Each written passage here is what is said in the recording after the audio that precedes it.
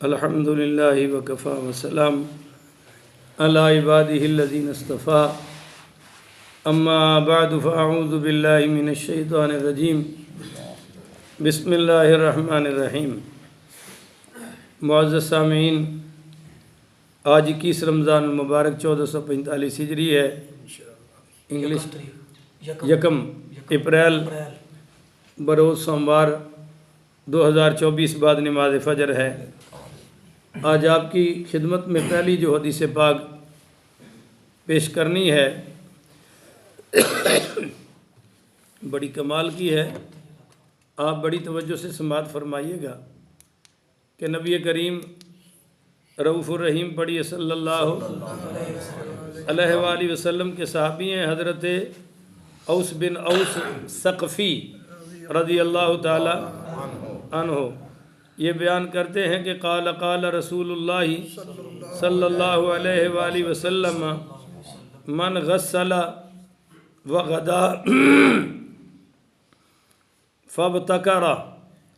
آپ صلی اللہ علیہ وآلہ وسلم نے فرمایا، جس نے غسل کیا جمعے کے دن، جمعے کے لیے، یہ اسپیشل غسل ہوتا ہے، صرف جمعے کے واسطے کرنا، اس کا بڑا ثواب ہے۔ اور اگلا جملہ فرمایا کہ وغدا فابتکر، اور چلا گیا اور ابتدا میں ہی پہنچ گیا۔ کب پہنچا؟ ابتدا میں ہی۔ یہ سارے بولیں تاکہ اللہ عمل کی توفیق دے دے۔ کب پہنچنا ہے؟ ابتدا میں ہی، ابتدا میں۔ بعد بندیاں گنڈ ماری ہے کہ اسی پہلے ہونا، یا انہوں نے کوئی خاص بد دعا ہے کسی دی کیوں نہ پہلے نہیں ہونا۔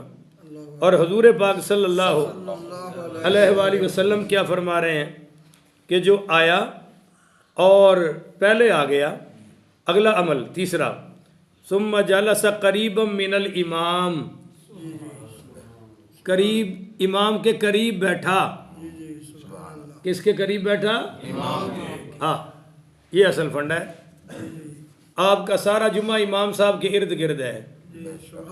امام ہوگا تو جمعہ ہوگا، امام ہوگا تو خطبہ ہوگا۔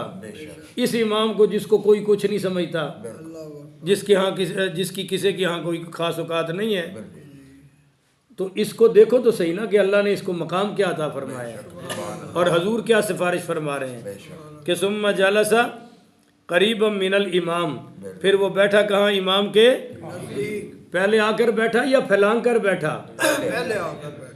میرے نبی نے فرمایا جو بعد میں آئے لوگوں کی گردنیں پھیلانگے، لوگوں کو دور ہٹا کے آگے آ کے بیٹھے، یہ ایسے ہی ہے جیسے جہنم میں اپنی آنتڑیوں کے ارد گرد گھوم رہا ہوگا۔ اس کی آنتڑیں نکلی ہوئی ہیں آنتیں، اور یہ گھوم رہا ہے۔ ایک اور حدیث میں ہے، یہ حدیث آنتڑوں والی تو اسی میں ہے، جس نے دیکھنی ہو آ کے دیکھ لے۔ دوسری حدیث میں ہے قیامت والے دن اللہ اس کی گردن کو جہنم کا پل بنا دے گا، جہنمی اس سے گزریں گے۔ اب یہ کتنا بڑا گناہ ہے بھائی کہ آپ ایک تو لیٹ آئے اور دوسرا گردنیں پھیلانگتے ہوئے آگے اگلی صفوں میں آ گئے۔ اگر امام صاحب روکے اس حدیث کی وجہ سے تو کہیں گے جی ساڑی بےزتی ہو گئی، انہیں سارے مجمع ساڑی بےزتی کر چھڑی۔ یعنی آپ کی اور میری عزت ہے اور حکم مصطفیٰ کی کوئی عزت نہیں کہ جس نبی نے ہمیں دین دیا ہے وہ کیا فرما رہے ہیں کہ پہلے آؤ، اور بیٹھنا کہاں ہے؟ امام کے نزدیک۔ اتھے او بیٹھے ہوندے نے، او بیٹھے ہوندے نے، کٹھے کر دیا مر گیا بھائی، اتنا عرصہ ہو گیا اینو، یہ جننے بھی مسئلے دسے نے ایک تے بھی عمل نہیں، کیونکہ عمل دی نیت نال آندا ہی کوئی نہیں۔ کوئی آوے بوے سنے تے پھر ہی ہے، حالانکہ جن دے نال محبت ہوے اون دی گل تے بندے دے دل چوں نکلدی ہی نہیں۔ تے سانو تے حضور دیاں گلاں مل رہی نے، مولوی دا تے وچ بیچاریاں نے نشانہ ہی رکھ لیا، ساڈی بےزتی ہو گئی جی۔ تو بھائی آپ جب ایسی حرکتیں کرتے ہیں تو آپ حکم مصطفیٰ کی بےزتی کر رہے ہیں، آپ سنت مصطفیٰ توڑ رہے ہیں۔ اس وقت سوچیے آپ کی کیا حیثیت ہے۔ آگے فرمایا فاستمع، گفتگو غور سے سنیں۔ بولو جی، گفتگو غور سے سنیں۔ یہ نہیں ہے کہ دوجے بابے نے پوچھ رہے ہوئے تیرا کی حال ہے، اور تیرے پتر دا کی بنیا، اور جڑا بیمار سی وہ سارے حال بال مسیطے ہی لین رہے ہوندے نے۔ اور تیسرا آپ آگے فرمایا ون انستا، خاموش رہے۔ گفتگو کس کی سننی ہے؟ امام صاحب کی، اور کرنا کیا ہے؟ خاموش رہنا۔ خود خاموش رہنا ہے۔ تو اب اس کا اجر کیا ہے؟ کان لہو بکل خطوۃ یخطوہا اجر سنۃ صیامہا وقیامہا. سبحان اللہ.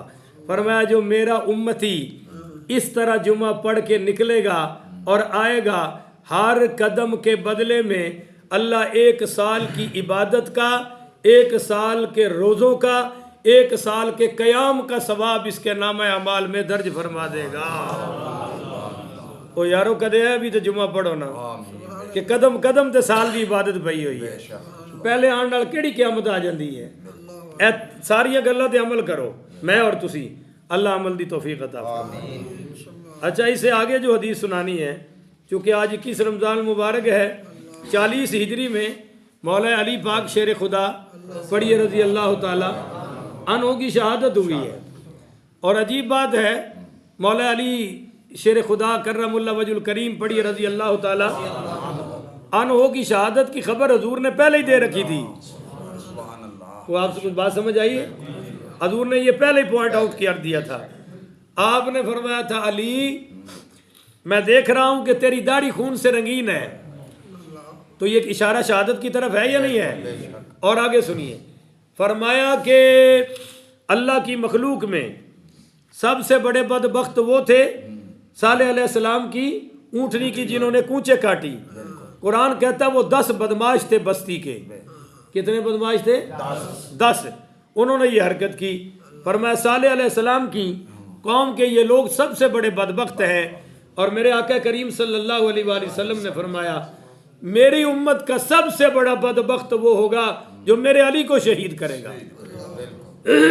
تو عبد الرحمن ابن ملجم نمازی تھا، داڑھی رکھی ہوئی تھی، اور جناب اپنے آپ کو بڑا مواحد کہتا تھا، اور وہ قاتل ہے حضرت علی پاک کا. تو یہ سب سے بڑا جہنمی ہوا، یہ سب سے بڑا بدبخت ہوا، یہ سب سے بڑا لعنتی ہوا. مولا علی پاک کرم اللہ وجہ الکریم پڑھیے رضی اللہ تعالی.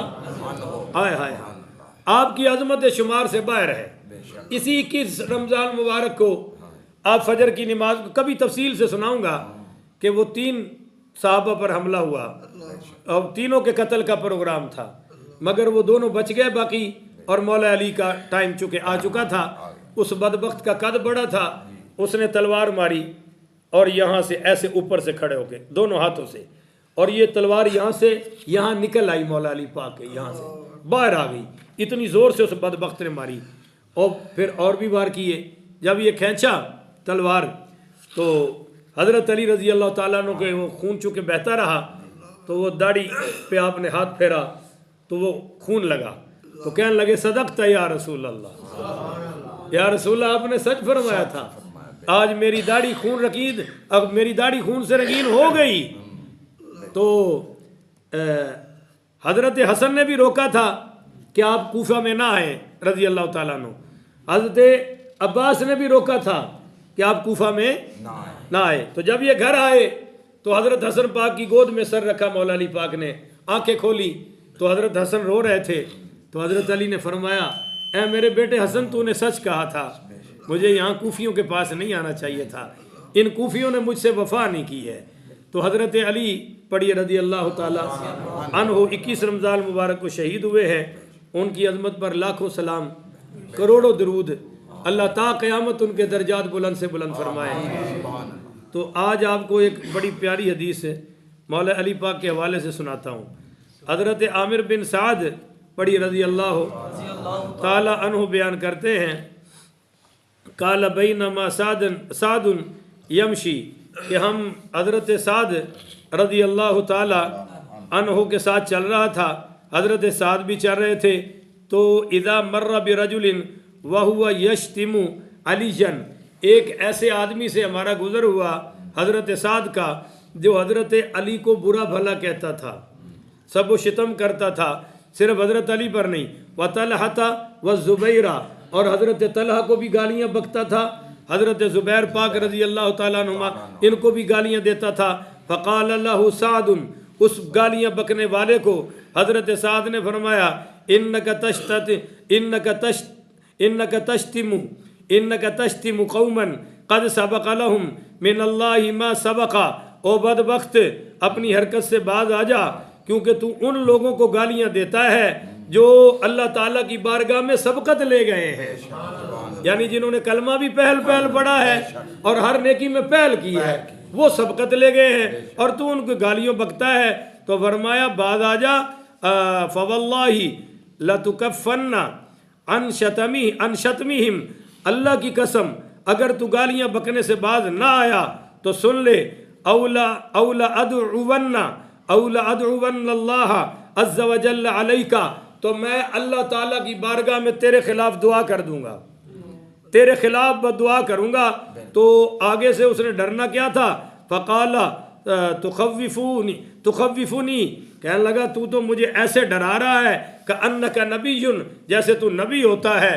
تو حضرت فقال سعد، حضرت سعد سمجھ گئے کہ یہ باز آنے والا نہیں۔ اسی وقت انہوں نے کہا لے پھر دیکھ تماشا، اللہم ان ھذا یشتم اقواما سبق لہم من کما سبقا، اے اللہ یہ ان پر بھونک رہا ہے، ان کو گالیاں دیتا ہے جو تیری بارگاہ میں سبقت لے جا چکے ہیں۔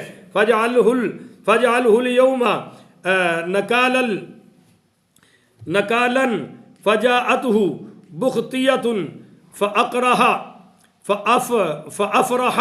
فافرح الناس لہا، تو اسی وقت ایک لمبی اونٹ والا، لمبی گردن والا بختی اونٹ نمودار ہوا، جو پہلے وہاں اچانک آ گیا، بھاگتا ہوا آیا، اور جب وہ بھاگتا ہوا آیا تو فافرح الناس لہا، لوگوں نے اس کا راستہ چھوڑ دیا۔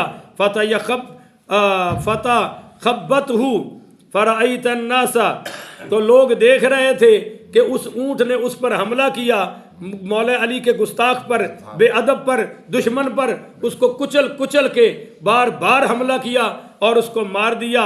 تو یتبعون سعدا ویقولون استجاب اللہ لک یا ابا اسحاق، تو لوگوں نے کہا اے ابو اسحاق، اللہ نے تیری دعا تو فوراً قبول فرما لی ہے۔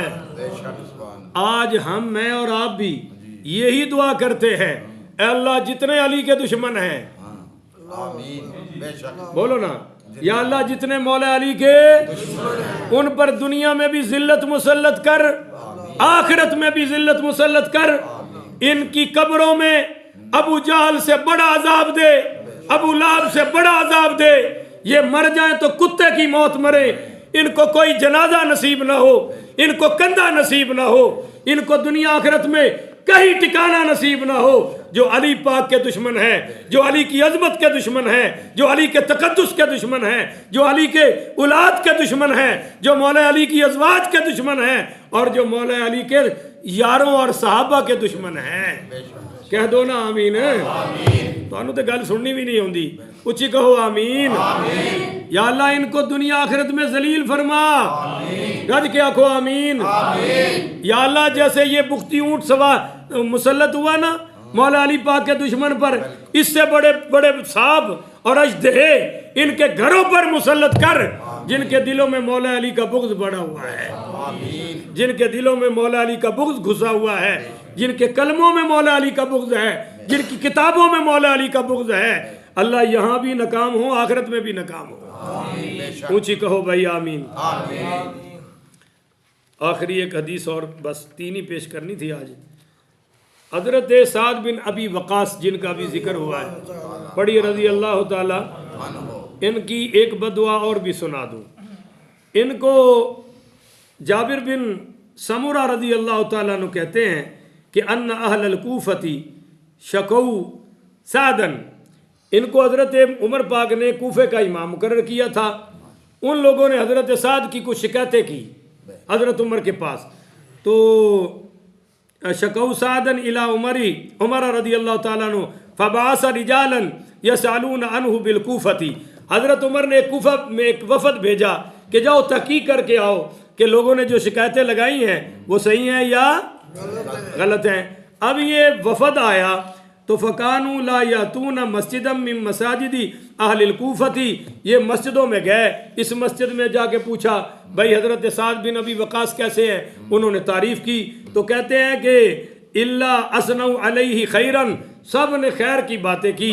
تو وہ آگے فرمایا کہ وقاموا یہ چلتے چلتے معروفن اوقالو معروفن، سب نے اچھی باتیں کی، یسالون عنہ بالکوفتی، سب اچھی اچھی باتیں کر رہے تھے، حتیٰ اتوا مسجدا من مساجد بنی عبس، تو بنی عبس کی ایک قبیلہ ہے بنو عبس، اس کی مسجد میں چلے گئے یہ ایک قافلہ، تو فقام رجلا یقال له ابو سعدہ، تو ان سے جا کر پوچھا کہ آپ کے جو کوفہ کے امام ہیں حضرت سعد بن ابی وقاص جو گورنر ہیں، ان کی کیا حقیقت ہے، کیسے ہیں؟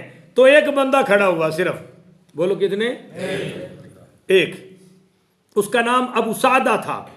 فقال، اس نے کہا کہ اما اذنا شدتمونا، اگر تم لوگوں نے پوچھ لیا ہے تو پھر آؤ میں تمہیں بتاتا ہوں، فإنه كان لا يسير بالسرية، یہ گھر میں گھسا رہتا ہے، کسی جہاد میں جاتا نہیں۔ پہلی غلطی تو اس کی یہ ہے، اور یہ سارا جھوٹ بول رہا تھا، سارا بکواس صحابی رسول پر۔ اب آپ سمجھے کہ گستاخان صحابہ کا انجام کیا ہے۔ اور آگے کہنا ولا يعدل في القضية، اور یار جب بھی کوئی کیس آتا ہے یہ عدل کرتا نہیں۔ پہلی شکایت کیا تھی؟ جہاد میں جاتا نہیں، گھر میں گھسا رہتا ہے۔ اور دوسرا کیا کہ جب بھی کوئی کیس آ جائے تو عدل کرتا نہیں۔ اور تیسری اس نے کہا جی ولا یقسم بالسویۃ، یہ تقسیم میں بھی عدل کرتا نہیں، اپنے عاشقوں کو زیادہ دیتا ہے اور دوسروں کو غریبوں کو کم دیتا ہے۔ تو جب یہ بات حضرت سعد بن ابی وقاص تک پہنچی تو فقال سعد، انہوں نے ہاتھ اٹھا دیے، کہنے لگے اللہم، اے اللہ، ان کان کاذبا، اگر یہ جھوٹا ہے، اگر اس نے جھوٹ بولا ہے تو فعامی بصرہ، اس کی آنکھیں اندھی کر دے، مرنے سے پہلے دنیا میں اس کی آنکھیں، اور وہ اتل فقرہ، اور اس کا فقر لمبا کر دے، غربت لمبی کر دے، وعرضہ للفتن، اور اس کو فتنوں میں مبتلا کر دے۔ قال عبد الملک رحمۃ اللہ علیہ کہتے ہیں فانا رأیتہ یتعرض للإماء فی السکک، ہم نے دیکھا کہ وہ اندھا ہو گیا اور بازاروں میں لونڈیوں کو چھیڑا کرتا تھا، بڑھاپے میں جب نظر بھی نہیں آتا، لونڈیاں وہ نکرانیاں ہوتی ہیں نا، ان کو چھیڑا کرتا تھا۔ تو فَإِذَا سَأَلُوهُ، کسی نے لوگوں نے پوچھا ان سے کہ کیف انت یا ابا سعد، اے ابو سعد یہ تیرے ساتھ کیا ہو گیا؟ تو فیقول، کہنے لگا کبیر دریر، میں بوڑھا ہو گیا ہوں، اور فقیر، اور فقر میرا لمبا ہو گیا ہے، مفتون، مجھ پر فتنے میں مبتلا ہو گیا ہوں۔ اور پھر کہنے لگا اصابتنی دعوت سعد، مجھے حضرت ابو سعد کی بد دعا لگ گئی ہے، مجھے ابو سعد کی بد دعا سے بچو بھائی، بد دعا سے بچو، کیونکہ مظلوم کی بد دعا اور اللہ کے درمیان کوئی پردہ، وہ کافر بھی ہو نا اس کی بد دعا اللہ سنتا ہے۔ آپ کا میرا مسلمان ہونا اللہ نہیں دیکھے گا، کافر بھی مظلوم ہو تو اللہ اس کے ساتھ ہے۔ میرے نبی نے فرمایا جس نے ذمی کو قتل کیا، ذمی سمجھتے ہو کون ہے؟ پتہ ہے جو ہمارے ملک میں غیر مسلم رہتے ہیں، عیسائی، یہودی، ہندو جتنے بھی ہیں، وہ چونکہ ٹیکس دیتے ہیں، ہمارے ملک کے قوانین کو فالو کرتے ہیں، تو یہ ہمارے ذمی ہوئے۔ میرے نبی نے فرمایا جس نے کسی ذمی کو قتل کیا، قیامت والے دن اس ذمی کا میں وکیل بن کے آؤں گا۔ اب دیکھ لو جی وہ کافر ہے، فرمایا میں اس کے حق میں مقدمہ لڑوں گا اللہ کی بارگاہ میں۔ اب جس کا وکیل حضور ہوگا تو دوسرے کو کون بچائے گا؟ کیونکہ بچانے والا تو مصطفیٰ ہے، اللہ سے بچانے والا کون ہے؟ اور حضور ہی اس کے خلاف مقدمہ لڑیں گے۔ تو اللہ تعالیٰ مجھے اور آپ کو ان تمام برائیوں سے بچ کر زندگی گزارنے کی توفیق عطا فرمائے۔ آمین۔ آخر ودعوانا ان الحمدللہ رب العالمین۔